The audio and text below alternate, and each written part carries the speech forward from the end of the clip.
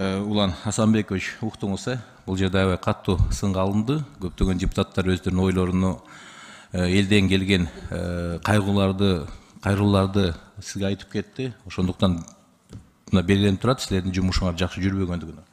Мына азыр Надира эжем айтып кетти, жазуу түрүндө берген катыма жооп ала албайт деп. Ошондуктан сиз бир чара көргүлө, ана бир жыйынтык чыгаргыла. Эгерде мындай иштешсеңер, анда силер комитетте иштеше албай каласыңар. Силерге элдин талабынын негизинде каттар берилип атат. Ошондуктан ошо исполненияларды карабайсыңарбы? Эмне үчүн каттарга убагында жооп бербей атасыздар? Ушундай сөздөр угасыздар да. Мына кече президент деле каттуу сынга алды силерди. Туура сынга алды. Бул элдин бүгүнкү күндө койгон талабы болуп атат. 1 миллиард сом жөнүндө сөз болду.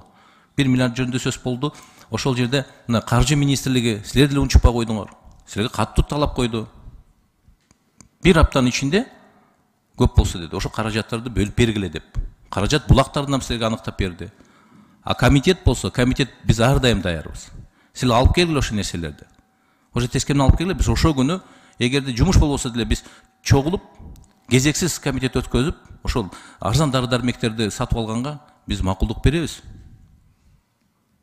Силер деле турат азыр. Каржы министри менен өкмөт силер биргеликте ошол нерсени каржы булактарын аныктап бергиле, тескемен алып келгиле. Бул керек бүгүнкү эл бүгүнкү күндө көтөргөн эң негизги көйгөйлөрдүн бири.